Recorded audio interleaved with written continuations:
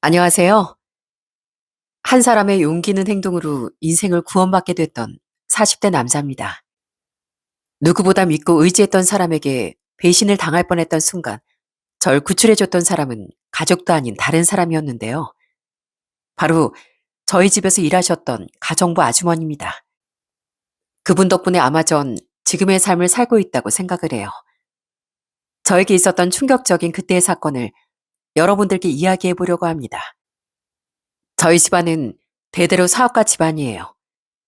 할아버지께서도 사업을 하셨고 아버지여 저까지 사업을 하고 있습니다. 어릴 때부터 풍족한 환경에서 자라다 보니 어린 시절엔 별다른 우여곡절 없이 자랐던 것 같아요. 부모님의 지원하에 좋은 대학을 나와 바로 사업을 시작하게 되었죠. 제 인생의 굴곡이 크지 않아서였을까요? 저에게 이런 일이 벌어질 줄은 꿈에도 생각을 하지 못했습니다. 사업이 한 번에 잘 된 건 아니었지만 시간이 지나며 점점 안정을 찾게 됐고 그때부터 전 가정을 꾸리고 싶다는 생각을 많이 했었어요. 그렇게 일에만 몰두하다 보니 그동안 결혼은커녕 연애도 제대로 하지 못했었는데 제가 30대 중반이 넘어서니까 이젠 정말 평생의 반려자를 만나고 싶다는 생각이 들었거든요. 그래서 지인의 소개로 아내를 30대 중반에 만나게 되었어요. 아내는 저보다 7살이 어린 의상 디자이너였는데 저와는 다르게 사람들과 굉장히 잘 어울리고 활발하고 거기다 자기 관리가 철저한 사람이었습니다. 계획적이고 뭐든 척척 잘하는 아내의 모습에 반해 결혼을 결심하게 되었어요. 그렇게 30대 후반이 돼서야 결혼을 하겠다고 집에 선언하자 아버진 저에게 깜짝 놀랄 선물을 해주셨답니다.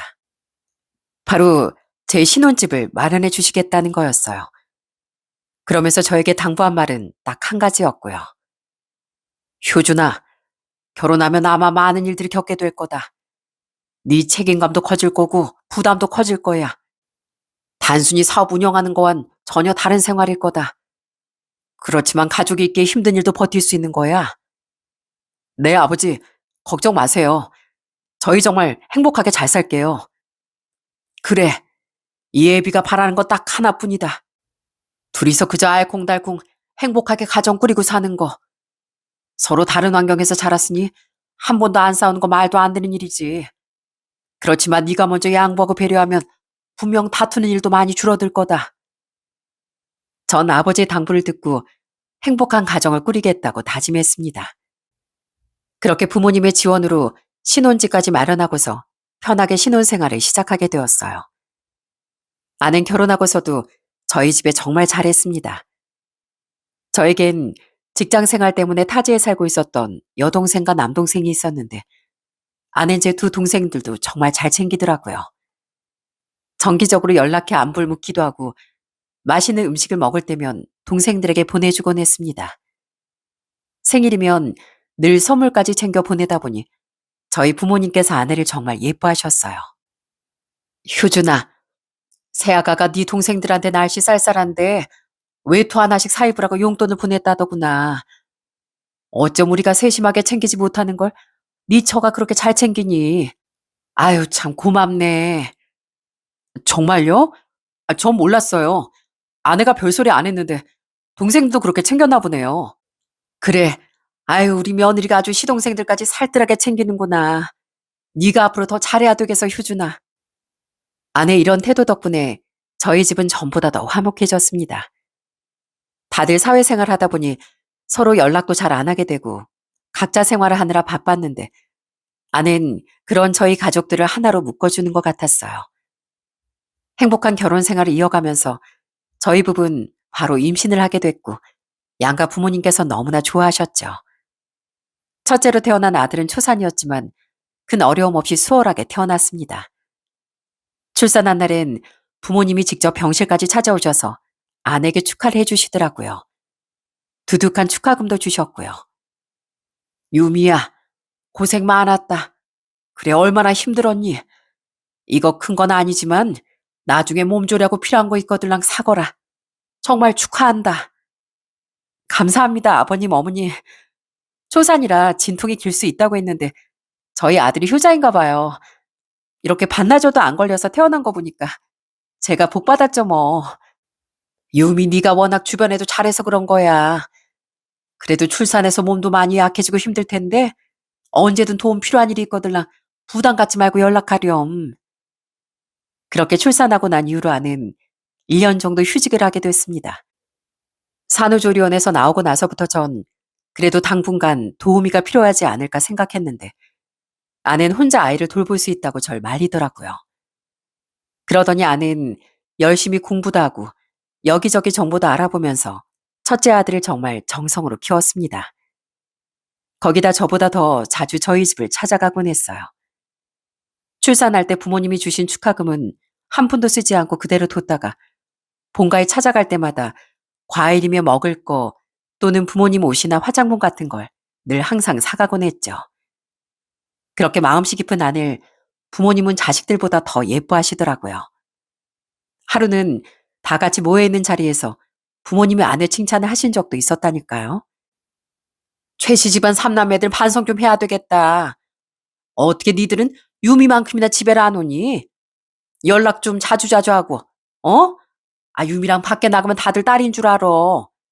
그 정도로 유미가 얼마나 우리한테 잘하는지 알고 있어? 에이, 엄마, 새언니가 대단한 거라니까. 새언니, 고마워요. 솔직히 시댁 불편할 텐데, 난 새언니처럼 하라고 해도 못할 것 같아요. 아니에요. 저도 어머님, 아버님이 저한테 잘해주시니까 더 잘하고 싶어서 노력하는 거죠. 어머님, 아버님께서 저를 얼마나 잘 챙겨주시는데요. 늘 싹싹하게 저희 가족들에게 잘하는 아내를 보며 저 역시 처갓집에 잘하려고 노력을 많이 했습니다.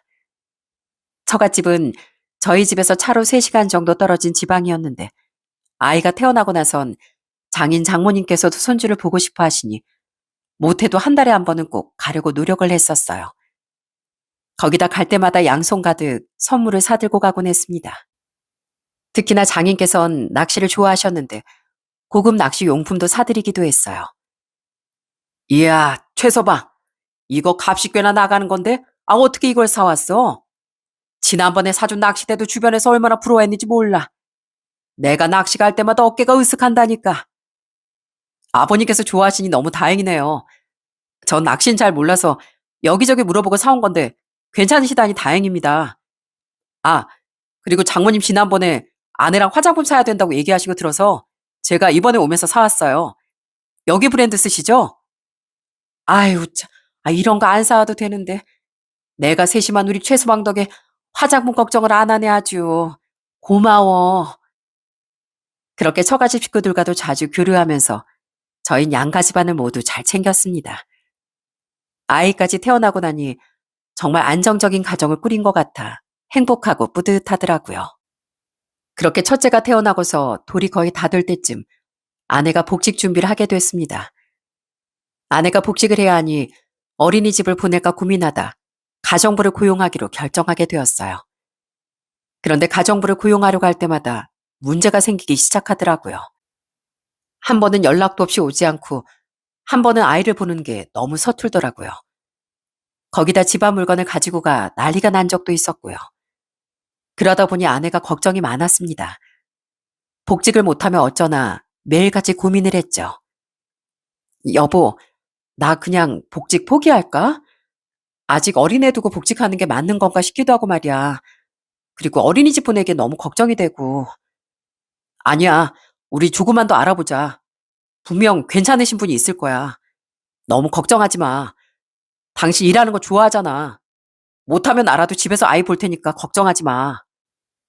그렇게 불안한 마음을 품고 여러 사람의 면접을 보게 됐는데 정말 딱 마음에 드는 사람을 만나지 못했습니다. 그러던 어느 날 첫 만남부터 눈에 확 띄었던 분이 계셨어요. 고용하기 전 면접을 보기 위해 딱 집으로 찾아오셨는데 그 아주머니 인상을 보자마자 전 바로 고용을 하고 싶었던 거였습니다. 그분은 남편과 사별을 하고 딸이 한 명 있었는데 딸은 일본으로 아예 넘어가 정착해 살고 있다고 하시더군요. 딸이 일본에 가고 난 후로 혼자서 쭉 살면서 가정부로 일을 했어요. 경력은 보시면 아시겠지만 짧지는 않고요. 시간 아무 때나 괜찮으니까 사장님 편하신 시간 얘기해 주시면 제가 맞출게요. 그러면 혹시 괜찮으시다면 입줄해서 일해 주시는 건 어떨까요? 괜찮으시다면 그렇게 해 주실 수 있을까요? 네, 괜찮습니다. 지금 살고 있는 곳이 마침 계약도 만기라 그 기간만 잘 조절하면 입주해서 일 시작할 수 있을 것 같아요. 처음부터 따뜻하고 편안한 인상이었던 아주머니는 그렇게 저희 집으로 들어와 같이 생활을 하게 됐습니다. 가정부 아주머니는 굉장히 세심하고 꼼꼼한 분이었어요. 아내는 살림이 좀 서툰 편이었는데 그 아주머니가 오시고선 살림도 무척 깔끔해지고 정말 확 달라졌다니까요. 퇴근을 하고서 먹는 저녁 상차림도 전보다 푸짐하고 따뜻해졌고요. 김치찌개 하나를 끓여도 진짜 맛집에서 사 먹는 것처럼 느껴졌습니다. 우와, 아주머니 김치찌개 맛이 정말 너무 맛있어요. 전 아무리 끓여도 이런 맛이 안 나오던데 역시 손맛은 제가 따라갈 수가 없나 봐요. 오랜만에 이거 밥 두 그릇은 거뜬히 먹겠는데요? 감사합니다, 사장님. 입맛에 맞으시다고 하니 다행이네요. 많이 드세요. 다른 거 필요하면 언제든지 말씀하시고요. 매일같이 맛있는 음식을 풍족하게 먹을 수 있다는 건 정말 행복한 일이었습니다. 아주머니 덕분에 전 힘든 하루를 보냈을 때도 저녁 식사라며 피로를 풀 수 있었답니다. 저희 첫째 아들도 아주머니를 정말 잘 따랐어요. 아이가 5살이 될 때까지 집에서 보육을 했는데 낮엔 항상 아주머니가 아이를 데리고 여기저기 놀러 다니며 아이와 놀아주시곤 했죠. 거기다 아이 이유식부터 일반식까지 아주머니가 얼마나 살뜰히 챙기셨는지 지금도 저희 아이는 편식 하나 없이 골고루 잘 먹는 아이로 컸습니다. 어린아이들은 감기도 한두 번씩은 꼭 걸리는데 저희엔 감기도 잘 걸리지 않았고요. 그렇게 건강하게 잘 크는 아들을 보며 저는 그게 다 아주머니 덕분이라고 생각을 했어요. 아주머니 요즘 감기가 유행이라고 하더라고요. 이거 스카프인데 외출할 때 쓰세요. 항상 저희 아이랑 외출하시잖아요. 저희의 옷도 따뜻하게 입혀주셔서 저희가 감기하면 안 걸리고 이렇게 건강한 것 같네요. 정말 감사해요, 아주머니. 아유, 아닙니다. 워낙 도윤이가 건강해서 그렇죠. 감사해요. 잘 쓸게요. 그래, 여보. 무슨 아주머니가 잘 챙겨서 건강해? 내가 우리 아들 건강하게 잘 낳아서 그런 거지. 그리고 아주머니, 저희에 너무 꽁꽁 싸매지 마세요. 그러면 피부 트러블 난다고요. 사실 아내는 아주머니를 그다지 좋아하지 않았습니다. 주변에서도 아주머니가 정말 살뜰하게 잘하는 걸 알았기 때문에 다들 저나 아내에게 아주머니 칭찬을 많이 했는데 아내는 그걸 좀 점점 못마땅해 하더라고요. 그러다 아이가 학교에 들어갈 때쯤부턴 아내와 아주머니 사이에 점점 불화가 생기기 시작했습니다. 아내는 좀 극성인 엄마였어요. 아이가 누구랑 어울리고 지내는지 어떤 집안인지 이런 걸 너무 꼬치꼬치 캐묻곤 했습니다. 지난번에 도윤이 생일 파티에 왔던 애 중에서 도윤이랑 친하던 그 애 있죠? 거기 부모가 일용직이란다던데 형편도 별로 안 좋은 것 같고 다음번엔 데리고 오지 말라고 아주머니가 도윤이한테 얘기 좀 해주세요. 예? 그치만 아이가 제일 좋아하는 친구인데요. 아, 아니 그럼 우리의 친구 그런 식으로 만들어줄 거예요? 내가 엄마인데 내가 더 잘하지 않겠어요? 전 좀 비슷비슷한 또래 아이들끼리 어울리게 하고 싶으니까 그렇게 해주세요. 제가 생각하기에도 아이 친구 만드는 것에 대해 간섭하는 건 아니라고 생각이 들었지만 아내 막무가내더라고요. 그것뿐만이 아니었습니다. 아내 아이 학업에도 정말 관심이 많았어요. 그러다 보니 어릴 때부터 학원을 늦은 저녁 시간까지 보내기도 했죠. 그것 때문에 저와도 많이 다퉜는데 아내 고집은 끝까지 꺾이지 않더라고요. 그 일로 저희가 자주 다투다 보니 아주머니가 걱정된 마음에 한마디를 한 적도 있었습니다. 저 사모님, 지금 다니는 학원도 아이가 좀 많이 힘들어하고 있어요. 학원 다녀오면 피곤해서 밥 먹을 때도 졸려할 때도 많고요. 여기서 더 많이 다니게 되면 지금보다 더 힘들어질 텐데 그러지 마시고 제가 집에 오면 공부하는 걸 좀 봐줄 테니까 그렇게 하는 건 어떠시겠어요? 네? 아주머니, 이건 저희 가족 일이에요. 아주머니가 여기에 끼어들 일이 아니라고요. 가족 일은 가족끼리 알아서 하는 건데 지금 뭐 하시는 거예요? 선 넘지 마세요. 여보, 지금 그게 아주머니한테 무슨 소리야? 우리보다 아이를 더 많이 보시니까 이런 말도 할 수 있는 거지. 얼른 사과드려. 아유, 아닙니다. 아니에요. 제가 도를 넘게 좀 참견한 것 같네요. 죄송합니다. 제가 죄송해요. 그렇게 아내의 무례한 말에도 아주머니는 오히려 자신이 미안하다고 사과를 하시더라고요. 솔직히 아내는 자기 일에만 관심이 많았지 아이를 잘 돌보지도 않았는데 유독 다른 사람들에게 보이는 거, 아이 학업, 이런 거에는 너무 극성이었답니다. 그런 아내의 태도에 저도 참 기분이 상할 때가 많았지만 그것 외엔 크게 문제가 되진 않았어요. 여전히 저희 집에도 잘하고 싹싹한 며느리였던 아내였기 때문에 그때까지만 해도 아내와의 사이는 나쁘지 않았죠. 그러다 첫째가 10살이 됐을 때 저희 집에 정말 깜짝 놀랄 일이 벌어지게 됐습니다. 바로 아내가 임신을 했다는 거였어요. 그때 나이가 42살이라 노산이었는데도 임신을 했다고 하니 정말 깜짝 놀랄 수밖에 없었죠. 그런데 그때부터 아내가 슬슬 달라지기 시작하는 거예요. 정말 집에선 손 하나 까딱하지 않는 거였습니다. 물도 본인 손으로 직접 떠다 먹지 않고 늘 저나 아들 아니면 아주머니께 떠다 달라 시키곤 했어요. 그런 모습을 보며 전 아내에게 한 소리를 했답니다. 아주머니, 저 물 좀요. 여보, 당신이 좀 움직여. 주방에 가는 것도 그렇게 힘들어? 아니, 난 홀몸도 아니고 노산이잖아. 조금만 움직여도 피곤하다고. 회사도 다니면서 힘들다니까. 거기다 아내는 입덧도 심했습니다. 음식을 못 먹는 게 아니라 음식을 계속 먹어야 울렁이지 않는다며 시도 때도 없이 무언가를 먹길 시작하더라고요. 이걸 먹고 싶다고 하다가도 저걸 먹고 싶다며 변덕도 심했습니다. 어느 날은 분명 아침에 뜨끈한 떡만둣국이 먹고 싶다고 얘기를 해서 아주머니가 정성으로 끓여서 저녁에 차려준 날이 있었어요. 그런데 그걸 보더니 아내가 잔뜩 얼굴을 찌푸리며 얘기를 하는 겁니다. 아, 저녁에 떡 먹으면 체하는데 떡만둣국을 끓이면 어떻게 해요? 이거 가져다 버리고 다시 새로 국 끓여줘요. 뭐? 여보, 당신이 분명 아침에 이거 먹고 싶다고 아주머니한테 얘기했잖아. 정 그러면 떡은 먹지 말고 만두만 먹으면 되지 왜 그래? 아니 내가 언제? 그리고 저녁에 떡 먹는 사람이 어딨어? 나 안 먹어. 뭐라고? 당신 진짜 요즘 왜 그래? 그렇게 저희가 투닥거리기 시작하자 중간에서 아주머니가 절 말리면서 얘기를 했습니다. 아유, 괜찮아요. 국 금방 끓여드릴게요. 원래 임신하면 입맛도 자꾸 변하고 이때 잘해야 돼요, 사장님. 제가 얼른 국 끓여드릴 테니까 잠시만 기다리세요. 그것 봐. 아주머니가 괜찮대잖아. 당신은 괜히 그래. 아내가 유달리 예민하고 변덕스러웠지만 그때는 그저 임신을 해서 그런가 보다 생각을 했습니다. 그렇게 임신 기간이 지나고 둘째 딸이 태어나게 되었어요. 아내는 딸이 태어나며 또 휴직을 하게 됐는데 이번엔 아이를 잘 돌보지 않고 힘들다고 저녁이면 방에 홀로 들어가 버리곤 했습니다. 노산이라 몸이 더 약해졌다며 그냥 들어가 쉬어버리니 결국 둘째 딸 육아는 저와 아주머니가 담당하게 되었어요. 아주머니는 다음날 출근하는 절 많이 걱정하시더라고요. 사장님, 오늘은 제가 아이 돌볼 테니까 들어가서 쉬세요. 어제도 새벽에 내내 수유하느라 바쁘셨잖아요. 낮에 일까지 하시는데 얼마나 힘들겠어요. 얼른 들어가 쉬세요. 아니에요, 아주머니.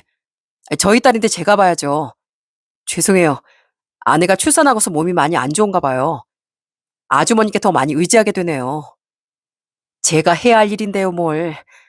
저보단 사모님이랑 사장님이 더 힘드시죠. 괜찮으니까 오늘은 들어가서 푹 쉬세요. 그렇게 아주머니는 둘째 딸도 정성으로 돌봐주었습니다. 그러면서도 낮엔 집안 살림들을 완벽하게 하시더라고요. 전 그런 아주머니께 죄송해 월급을 더 올려드리고 싶었어요. 그래서 아내와 상의를 하게 됐는데 아내는 길길이 날뛰며 반대를 하더라고요. 뭐? 월급을 올려드려? 당신 지금 그게 말이야? 작년에도 월급 올려드렸잖아. 근데 무슨 1년도 안 돼서 또 월급을 올려? 우리가 뭐 부자야? 당신 사업 언제 어떻게 될지도 모르고 애도 있지 둘인데 더 아껴야지. 무슨 월급을 올려? 아주머니께 죄송해서 그러지. 둘째 돌보는 것도 그렇고 낮엔 살림도 하셔야 하는데 항상 최선을 다해 주시잖아. 큰애는 아침에 학교 가고 없고 둘째 누워만 있는데 솔직히 하는 게 뭐가 있다고. 당신이나 나나 회사 생활하니까 저녁에도 밖에서 먹고 들어올 때가 많잖아. 아주머니가 집값이 들어 무슨 밥값이 들어? 아무것도 안 두고 여기서 꽁으로 살고 계시는데, 또 월급을 올리자고? 그건 안 될 말이야. 그럼 당신이 좀 움직이던가. 아무리 피곤해도 그렇지. 애 엄마로서 당신이 해야 할 건 해야지. 아주머니한테 다 맡겨두고 당신 애 기저귀 한번 안 갈잖아. 그러면서 무슨 월급을 안 올려? 됐고, 아주머니 요즘 고생 많이 하시니까 내가 월급 더 올려드릴 테니까 그렇게 알아. 아내는 그렇게 아주머니 월급 인상을 반대하곤 했지만 전 죄송한 마음에 월급을 더 올려드릴 수밖에 없었어요. 그런데 그때부터 아내는 더 아주머니를 못마땅하게 생각을 했던 것 같습니다. 둘째가 어느 정도 크면서 아주머니의 아내의 갈등은 더 심해졌습니다. 어느 날 집에 일찍 퇴근을 해서 갔더니 주방에 막 음식 재료들이 널브러져 있더라고요. 아내 씩씩대며 소파에 앉아있고 아주머니는 널브러진 음식들을 치우고 있었죠. 전 깜짝 놀라 물었습니다. 뭐야? 당신 왜 그러고 있어? 아니, 우리 딸 이유식 만드는데 아주머니가 막 아무거나 사서 먹이잖아. 유기농인지 아닌지도 안 보시고 그냥 먹이면 어떻게 하는지. 아, 내가 확인 안 했으면 어쩔 뻔했어. 좋은 거 사 먹이라고 카드 주는 건데. 뭐? 유기농이든 아니든 그게 뭐가 그렇게 중요해? 지금까지 아주머니가 해준 밥 먹고 큰 첫째는 얼마나 건강한데? 손 한 번 안 대본 당신이 왜 거기 왈가왈부하는 거야? 지금 당신 나한테 뭐라고 하는 거야? 가족도 아닌 남편 되는 거냐고. 이래서 남편은 남의 편이라고 하는가 보네. 당신 진짜 너무하다.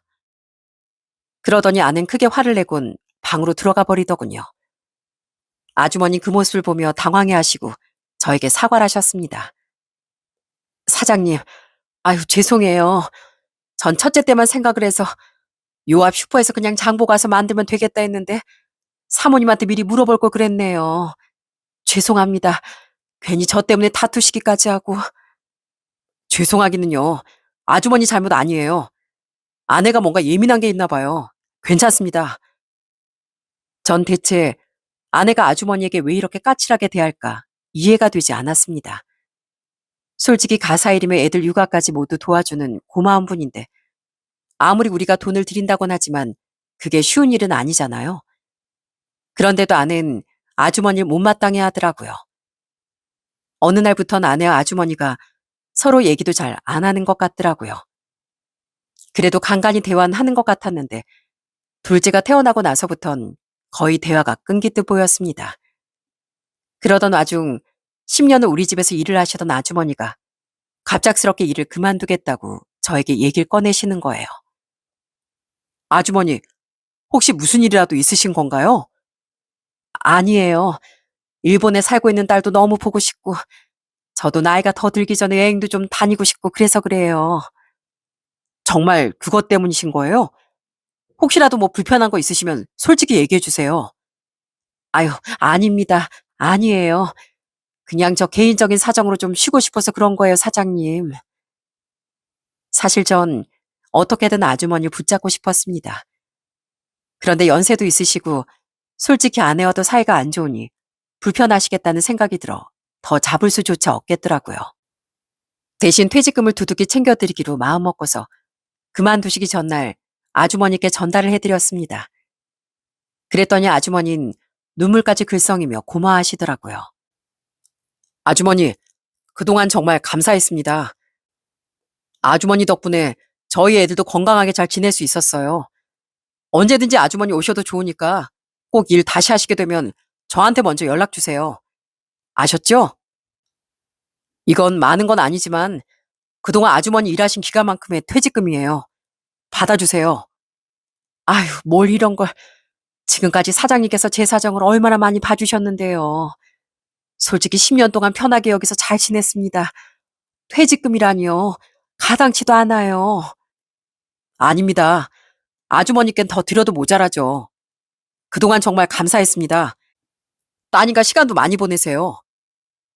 그렇게 애틋하게 인사를 하는 저를 보며 아낸 깔깔 웃으며 얘기를 하더라고요.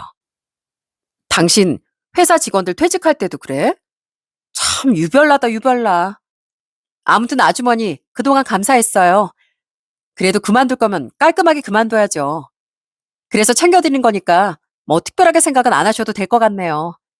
저희도 깔끔한 게 좋으니까. 어쩜 사람이 이렇게 정없이 얘기할 수 있는지 아내 그 말은 너무도 실망스러운 말이었답니다. 다음날 아주머니는 제가 출근하는 시간대쯤 같이 짐을 챙겨 나가시게 되었어요. 그때 마침 아내가 안방에 들어가 있는데 아주머니가 출근하려는 저에게 상자 하나를 내미시더라고요. 그건 넥타이 핀 상자였습니다. 그러면서 슬쩍 저에게 내밀며 이야기를 했습니다. 그런데 그때 아주머니의 말이 좀 이상하더라고요. 사장님, 그동안 정말 감사했습니다. 이거 사장님 혼자 계실 때 열어보세요. 아셨죠? 절대 다른 사람 있을 때 말고 사장님 혼자 계실 때 보셔야 돼요. 네? 그게 무슨... 그때 전 아주머니가 무슨 얘기를 하시는 건지 물으려고 했지만 마침 아내가 안방에서 나와버렸답니다. 그러자 아주머니는 더 이상 묻지 말라는 식으로 저에게 눈짓을 하시더군요. 아낸 제 손에 든 상자 보고선 비웃듯이 얘기를 하더라고요. 당신 그거 뭐야? 아주머니가 주셨어. 그래도 아주머님 양심은 있으시네요. 이왕 준비한 거 좀 고급스러운 걸로 주시지. 하여간 그동안 수고 많으셨어요. 그럼 잘 가세요. 그러더니 아내는 간단한 인사를 마치고 아주머니를 보냈습니다. 그때 저도 바로 나가 아주머니를 쫓아가서 묻고 싶었지만 아내가 같이 나가자는 말에 결국 아주머니를 쫓아갈 수가 없었어요. 그렇게 아내를 데려주고서 전 회사 주차장에 차를 세웠습니다. 그리고 아주머니 말대로 저 혼자 있을 때 그 상자를 열어보게 되었어요. 상자 안에는 정말 제 마음에 쏙 드는 넥타이 핀이 들어있더라고요. 그리고 그 핀과 함께 뜻밖의 물건도 들어있었어요. 그건 바로 USB였습니다. 이게 대체 뭘까 하는 생각에 전 바로 대표실로 들어가 혼자 그 폴더를 열어보게 되었어요. 그리고 그 안에 들어있는 파일들을 확인하고선 경악을 금치 못했습니다. 그 안엔 다수의 녹음 파일이 들어있더라고요. 처음엔 이게 무슨 파일인가 해서 틀었는데 그 파일을 튼 순간 나오는 목소리를 듣고 온몸이 굳어버리고 말았습니다. 그 녹음 파일 속 목소리의 주인공은 다름 아닌 제 아내더라고요. 아내가 누군가 통화하는 목소리가 녹음되어 있더군요. 네 딸 내가 잘 키우고 있지. 우리 남편? 절대 모르지. 너랑 혈액형도 같은데 알겠냐? 얼마나 다행인지 몰라. 그러니까 나한테 잘해. 내가 얼마나 노력을 많이 하는데. 다음 주에 남편 출장 가면 올 거지? 애들이 시댁에 보내놓으려고. 아휴, 가정부 내보낼까 봐. 지난번에 너 왔던 날 쉬라고 했더니 다음날 와서 누구 왔었냐면서 꼬치꼬치 캐묻는 거 있지? 아주 그냥 눈치가 빠르다니까. 아휴, 늦기 전에 내쫓든지 해야 되겠다니까. 이러다 다 들키겠어. 아내가 누군가 통화하며 들리는 음성들은 정말 경악스러운 내용들 뿐이었습니다. 대화 내용만 들어봤을 땐 둘째가 마치 제 자식이 아닌 것처럼 얘기를 하고 있더군요. 도대체 이게 무슨 소린지 너무나 혼란스럽고 당황스러웠습니다. 그래서 전 결국 아주머니에게 따로 연락을 하게 되었어요. 아주머니는 제가 별말을 하지 않아도 모든 상황을 다 짐작했는지 만나서 자세한 얘기를 드리겠다고 약속을 잡았습니다. 그렇게 아주머니를 만나게 되었어요. 그리고 전 충격적인 진실을 마주하게 됐습니다. 실은 몇 개월 전부터 사모님이 좀 이상했어요. 우연히 사모님이 누군가랑 통화하는 소리를 들었는데 그 내용이 영 이상하더라고요. 그래서 몰래 지켜보고 있었습니다. 죄송하지만 제가 청소하면서 녹음기도 설치했어요. 죄송해요. 누군가 집에 왔던 흔적은 있는데 사모님은 절대 아니라고 하니 알면 알수록 사장님 모르면 안 될 것 같아서 밝힌 겁니다. 그래서 저 퇴사도 하겠다고 했던 거고요. 그럼 제 아내가 절 속이고 있다는 건가요? 자세한 건 사장님도 따로 한번 알아보시는 게 좋을 것 같습니다. CCTV라도 달아서 확실한 증거를 드리고 싶은데 제가 할 수 있는 방법도 없어서요. 녹음으로라도 증거를 꼭 찾아드리고 싶었는데 이것밖에 못했네요. 전 아주머니 말을 듣고 정말 그 자리에서 쓰러지는 줄 알았습니다. 녹음 파일만 듣더라도 아내는 어마어마한 걸 숨기고 있는 것 같았거든요. 아내가 계속 통화하는 사람은 누군가요? 혹시 누군지 알고 계세요? 그건 저도 잘 모르겠어요. 저도 더 알아보려고 했는데 아시다시피 요즘 사모님이 워낙 예민해서요. 더 이상의 증거는 찾지 못했습니다. 다만 한 가지 의심스러웠던 건 둘째 딸에 대해 자꾸만 이상하게 얘기를 하고 있다는 건 확실한 것 같아요. 결국 전 더 확실한 증거를 찾고자 CCTV를 설치하게 됐습니다. 그리고선 아내에게 3일간 출장을 다녀온다고 얘기를 했어요. 여보, 나 잠깐 지방에 다녀야 할 것 같아. 한 3일 정도. 괜찮지? 아, 그래? 어쩌지? 나도 일이 좀 바쁜데. 그럼 애들은 시댁에 잠깐 맡겨야 되겠다. 다음 가정부 고용하기 전까지는 어쩔 수가 없겠네. 잘 다녀와. 아내는 정말 아무렇지 않게 이야기를 하더라고요. 그리고 출장 간 기간 동안 아내에게서 정말 수많은 전화를 받았습니다. 어디냐, 어디쯤이냐, 일은 잘 하고 있냐. 평소보다 더 많은 전화가 왔었어요. 아마 제 동선을 파악하기 위해 자꾸만 전화를 하는 것 같더라고요. 아, 여보, 어디야? 일은 잘 보고 있어? 어디쯤이야? 나 일 끝나고 저녁 먹으려고. 근데 왜? 아까 나 어딘지 얘기해줬잖아. 아니, 그냥 멀리 떨어져 있어서 그런가? 궁금해서 그렇지. 알았어. 내일 올라오기 전에 전화 꼭 해줘. 평소라면 아무렇지 않게 했을 통화였겠지만 진실을 어느 정도 알고 나니 아내의 속내가 그대로 보여 소름이 끼치기도 했습니다. 그동안 제가 출장 갈 때마다 왜 이렇게 전화를 하나 싶었는데 다 그 이유가 있었던 거더라고요. 그리고 출장을 핑계로 3일간 집을 비우고 난 후 전 CCTV 영상을 확인하고서 정말 경악을 금치 못했습니다. 제가 출장길을 떠난 그날 후 아내는 어떤 한 남자와 다정하게 집으로 들어오더군요. 누가 봐도 연인으로 보일 법한 다정한 모습이 모두 찍혀 있었고요. 그리고 더 경악스러운 건 따로 있었습니다. 전 그 영상을 가지고서 바로 아내에게 달려가 보여줬어요. 그걸 본 아내는 무척 당황해 하더라고요. 이게 뭐야? 이게 무슨 영상이야? 당신 언제 CCTV 달았어? 어? 지금 그게 중요해? 당신 이거 뭐야? 대체 뭐냐고? 나 출장 간 사이에 외간 남자 집으로 들여? 도대체 이게 뭐 하자는 거야? 뭐, 뭘? 내가 뭘 했다고 그래? 처음에 아내는 그 영상을 보고서도 뻔뻔한 태도로 일관했습니다.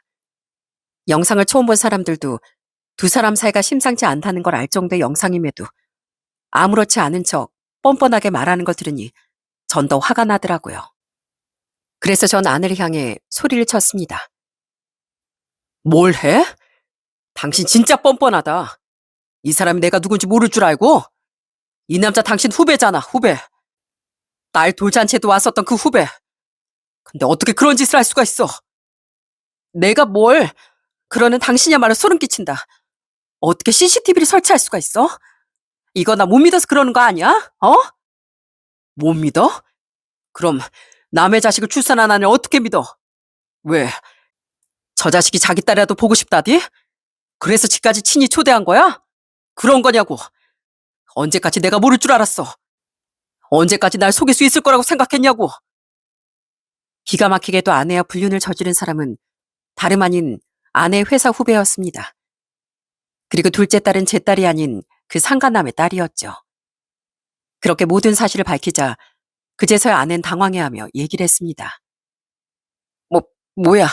당신 그걸 언제, 누가 말했어? 누가 그렇다고 했냐고. 그거 거짓말이야. 그냥 친한 후배일 뿐이라고. 우린 그냥 이성이 아니라 동성이나 마찬가지라고. 그래? 그럼 언제까지 그렇게 당당하고 뻔뻔한가? 내가 한번 두고 볼게. 유전자 검사도 할 거고, 당신 이혼 소송뿐 아니라 상간남 소송까지 다 할 거니까 어디 한번 그렇게 끝까지 뻔뻔하게 나와봐. 여보, 왜 그래? 어? 당신 그거 오해야. 오해라고. 지금 무슨 소리 하고 있는 거야? 대체 우리 딸을 왜? 역시 나는 끝까지 뻔뻔하고 당당했습니다. 그 증거들을 다 들이밀어도 끝까지 아니라고 하더라고요. 그럴 줄 알았어. 이거 내밀어도 당신 그럴 줄 알았다고. 그만한 뻔뻔함은 있어야 가정 버리고 불륜이나 저지르지. 됐고, 나 더 이상 당신하고는 할 말 없어. 이딴 짓 버렸다는 거 안순간 우리 사이는 끝이야, 끝. 끝이라니. 무슨 소리야. 당신 나중에 후회할지도 몰라. 어? 당신 후회할 수도 있다고. 후회? 후회 같은 소리 하고 있네. 내가 한 후회가 있다면 당신 이런 집 버리고 있었다는 걸 이제 알게 된 거야. 더는 당신같이 염치 없는 인간이랑 말도 쏟고 싶지 않아. 그러고선 전 집을 나와버렸습니다. 그 후 바로 찾아간 곳이 있었어요. 그건 바로 아내의 회사였습니다.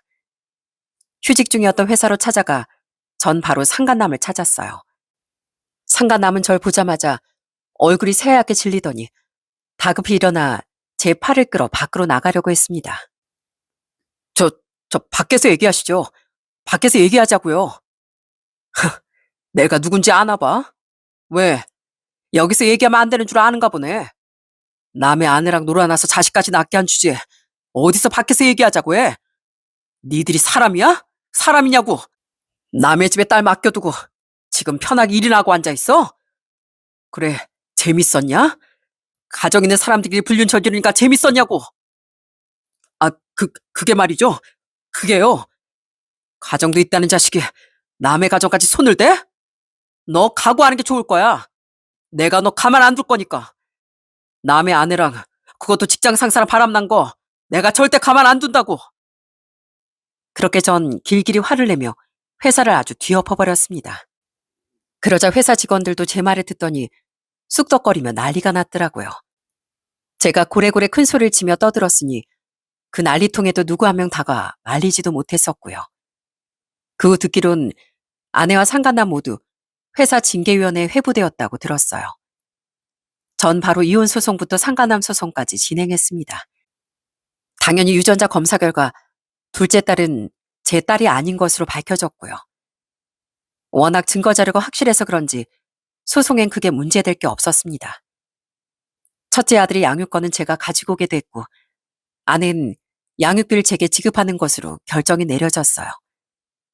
상간남과 아내로부터 위자료도 받게 되면서 그렇게 저의 결혼 생활은 끝이 났습니다. 그런데 그 후 정말 웃기지도 않은 일들이 벌어졌어요. 전 아내는 이혼 후 처가로 들어가려고 했던 모양이었어요. 그런데 그럴 수가 없었답니다. 바로 처가에서 전 아내를 내쫓았기 때문이었죠. 장인께서 저에게 전화가 오셔선 저에게 사과를 하시더라고요. 최서방, 내가 최서방한테 정말 미안해서 할 말이 없네. 그래도 딸 자식 잘못 키운 죄로 사과하고 싶어 이렇게 전화했네. 오늘 딸이 집에 들어오겠다고 찾아왔는데 우린 안 받아줄 생각이네. 최서방이 우리한테 얼마나 잘했는데 어떻게 그런 최서방을 배신하고 들어올 생각을 하는지. 앞으로도 우린 딸 자식은 없는 걸로 생각하고 살 걸세. 정말 미안하네. 그렇게 장인께서도 제게 미안해 하시는데 뻔뻔하고 염치 없는 전 아내는 끝까지 참 뻔뻔하더라고요. 이혼하고서 당장 양육비를 주지 못하니 전화가 사는 말이 진짜 웃겼답니다. 당신 때문에 나 우리 집에도 못 들어가고 쫓겨났어. 알아? 그나마 집에 들어가 내가 일이라도 해서 애 양육비라도 줄 거 아니야. 회사에서도 나오고 나 지금 당장 돈도 없단 말이야. 나중에 주성이 이혼해서 오면 그때부터 양육비 줄 테니까 그렇게 알아. 뭔 소리 하는 거야 지금? 애 양육비 주는 거 똑바로 제대로 줘야지. 안 그래? 지금 상황에서 어떻게 내가 양육비를 줘. 회사에도 당신 그 난리 피워놓아서 그만두게 되고 애도 어린데 내가 어떻게 일하라고. 내가 뭐 영영 안 준대? 준다고. 나중에 주겠다고 하잖아. 이렇게 된 거 당신 탓도 있으니까 좀 참어. 어쩜 이렇게 끝까지 뻔뻔할 수가 있는지 기가 막혀 헛웃음이 다 나올 정도였습니다. 전 아내는 상간남이 이혼을 하고서 자신과 재혼할 거라고 굳게 믿고 있더라고요. 그런데 더 웃긴 건 뭔지 아시나요? 그 상간남 이혼을 하지 않았더라고요. 상간남의 아내가 용서를 해준 건지 아니면 상간남이 싹싹 빈 건지 모르겠지만 결국 이혼을 하지 않았나 보더라고요. 회사에서도 거의 쫓겨나듯이 그만두게 됐고 아마 그쪽 업계에선 다 소문이 났으니 취업도 어려울 겁니다. 그래서 더 눈치를 보며 살 수밖에 없겠죠. 어찌됐건 낙동강 오리알 신세가 된 건 바로 전 아내였습니다. 그제서야 전 아내는 후회의 눈물을 흘리며 연락이 왔더라고요. 여보, 나 버림받았어. 그 사람 이혼 안 한대. 나랑 같이 못 산다고 날 버렸어. 지금 애랑 원룸 겨우 잡아서 사는데 나 이제 어떻게 해야 돼? 어? 나 진짜 앞으로 어떻게 하냐고. 그걸 왜 나한테 말해? 네 딸 아빠한테 얘기를 해야지. 가정 버리고 배신한 대가가 그걸로 끝난 줄 알았다면 오산이야. 네가 말했지? 자리 잡으면 그때부터 양육비 꼬박꼬박 줄 거라고. 네 입으로 당당하게 얘기했으니 뭐 못 지키지 못하겠지? 그러니까 얼른 밀린 양육비나 줘. 여보, 왜 그래? 내 사정 뻔히 알면서 나 지금 당장 일도 못한단 말이야.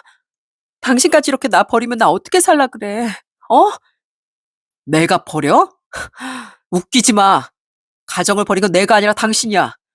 그딴 악어의 눈물 보기도 싫으니까 좋은 말 할 때 양육비나 제대로 보내. 가족을 배신한 것도 모자라 겨우 있는 엄마 노릇까지 못하고 싶은 거 아니면 헛소리하지 말고 죽을 힘을 다해서 보내라고. 알았어? 그리고선 전 전화를 끊어버렸습니다. 참 사람이라는 게 간사하죠. 그렇게 떵떵거리며 자신만만하던 사람도 막상 위기 상황이 되니 그제서야 간절하게 비는 거 보니 너무 웃기더라고요. 그러게 왜 그런 잘못을 저지른 건지 감당도 못한 일을 저지르고 나서 후회를 한다는 게 참 어리석게만 보였습니다. 사실 저도 배신과 이혼의 충격이 너무나도 컸습니다. 잠도 잘 못 자고 회사 일에도 솔직히 집중을 할 수가 없었어요. 그렇지만 아이가 있었기에 그냥 가만히 있을 수는 없더라고요. 억지로 제 몸을 일으키고 움직이며 살림을 했지만 마음도 어지러운데 살림을 제대로는 할 수 있었겠습니까? 그저 하루하루를 버티며 보냈던 것 같습니다. 그러다 보니 집에선 절 걱정하셔서 집으로 들어오라고 하셨지만 차마 그럴 수는 없겠더라고요. 저만큼이나 부모님도 충격을 많이 받으셨을 텐데 아들까지 무너지는 모습을 보여드릴 수는 없겠다 싶었습니다. 그래서 전 어떻게든 혼자서 잘 이겨내 보려고 했어요. 그러다 딱 생각이 난 사람이 있었습니다. 바로 가정부 아주머니셨어요. 전 가정부 아주머니께 연락을 드려 다시 집으로 와주실 수 없냐고 부탁을 했습니다. 처음엔 고심을 하셨던 아주머니께서 그간의 제 상황을 다 들으시곤 바로 집으로 오시겠다고 결정을 해주셨어요. 그렇게 다시 아주머니가 집으로 오신 날 저희 집은 다시 온기가 돌기 시작했습니다. 아들은 아주머니가 오시니 너무 좋아하더라고요. 맨날 밥도 제가 차려주는 맛없는 밥을 먹었었는데 아주머니가 매일같이 거하게 한 상을 차려주니 아들이 요즘은 살도 많이 찌고 키도 컸답니다. 이젠 10살이 넘은 저희 아들이 아주머니랑 있을 땐 애가 되더라고요. 아주머니가 장이라도 보러 갈 때면 아주 쫓아가겠다고 손부터 붙잡곤 합니다. 아주머니, 제가 다녀올게요. 혼자 가시면 힘드시잖아요. 아유, 아니에요. 도윤이랑 같이 산책할 겸 겸사겸사 다녀올게요. 오랜만에 도윤이랑 밖에 나가서 걷기도 하고 얘기도 좀 나누려고요. 그렇게 아주머니는 저희 아들을 정말 살뜰하게 챙겨주셨습니다. 아들이 저에게 하지 못하는 그런 이야기들을 그래도 아주머니껜 다 하는 모양이더라고요. 그 얘기들을 아주머니가 제게 전해주면서 아들의 마음이 어떤지 제가 어떻게 해야 하는지 많이 알려주신 덕분에 저희 아들도 건강하게 마음을 잘 극복하고 유지하고 있습니다. 저 역시 아주머니 마음이 담긴 밥을 먹으며 많이 치유가 됐어요. 제가 종종 힘들하고 지쳐할 때면 아주머니는 어떻게 아셨는지 뜨끈한 정보를 해주신답니다. 그러면서 제 술친구도 되어주세요. 자, 사장님, 힘드실 땐 이렇게 따뜻한 걸 몸에 넣어줘야 돼요. 이 몸도 온기가 필요할 때가 있거든요. 따뜻한 거 든든하게 드시면 쌀쌀했던 마음도 확 녹아요. 그런 입맛 없다고 끼니 거르지 마시고 얼른 드세요. 감사합니다, 아주머니. 그러지 마시고 저랑 술 친구 좀 해주세요. 아주머니도 아시잖아요. 저 친구도 별로 없는 거. 오늘 한 잔 좀 하고 싶은데 아주머니가 친구 좀 해주세요. 아유, 그럼요. 제가 언제든 술 친구 해드리죠. 술 한 잔 드시고 힘든 거, 외로운 거, 지친 일들 다 후를 털어놓으세요. 그렇게 전 아주머니와 계속 인연을 이어가고 있습니다. 1년 후엔 일본에 있던 딸이 다시 한국으로 들어온다고 하셔서 입주해서 지내진 못하시게 됐지만 그전까진 아주머니의 따뜻한 밥을 얻어먹으며 행복하게 잘 지내보려고요. 지금은 이혼 후 1년가량이 지났는데 전 아는 이제야 일을 하는 모양입니다. 간간히 양육비라며 보내오고 있긴 한데 생활이 영 녹록진 않은가 보더라고요. 애가 아프다면서 병원비 빌려달라, 가스가 끊길 지경이라며 가스비 좀 빌려달라. 이런저런 연락이 오긴 하지만 전 아직까진 그런 부탁을 들어주지 않고 있습니다. 그저 전 특별하게 바라는 건 없고 아들에게 엄마로서의 몫은 다하기만을 바라고 있습니다. 그리고 전 아내가 지금의 상황을 억울하게만 생각하기보단 자신이 얼마나 어마어마한 잘못을 했는지 깨닫고 반성하길 바랄 뿐이에요. 부모님도 한동안 충격 속에 힘들어하셨지만 더 절 걱정하시며 많이 신경을 써주셨답니다. 그리고 아주머니께 감사 인사도 하셨어요. 저희 가족에겐 아주머니가 절 구원한 은인이자 절 살리게 해준 고마운 분이시랍니다. 그래서 앞으로도 아주머니께 감사한 마음을 갖고 행복하게 같이 잘 지내보려고요. 지금의 귀한 인연이 오래도록 끊기지 않고 이어갈 수 있었으면 좋겠습니다. 흔히 거짓말은 들키지만 않으면 된다고 생각하는 사람들이 많더라고요. 그런데 세상을 살다 보니 아무리 사소한 일이라도 진실은 언젠가 밝혀지기 마련입니다. 그러니 남을 속이고 배신하려는 생각이 있다면 진작에 접어두셨으면 좋겠네요. 여러분들도 평생을 함께하고 싶은 인연이 주변에 있으신가요? 저와 아주머니처럼 가족처럼 서로가 소중한 인연이 있으시다면 그분들은 정말 행운을 가지고 있는 거나 마찬가지라 생각합니다. 부디 여러분들은 그 소중한 인연을 더 귀하고 소중히 여기셨으면 좋겠네요. 지금까지 제 이야기를 들어주신 분들께 감사드립니다. 꽁꽁 얼어붙은 겨울 날씨지만 여러분들의 인생은 포근한 햇살처럼 따스한 나날이길 기원합니다. 모두들 건강하시고 행복하세요.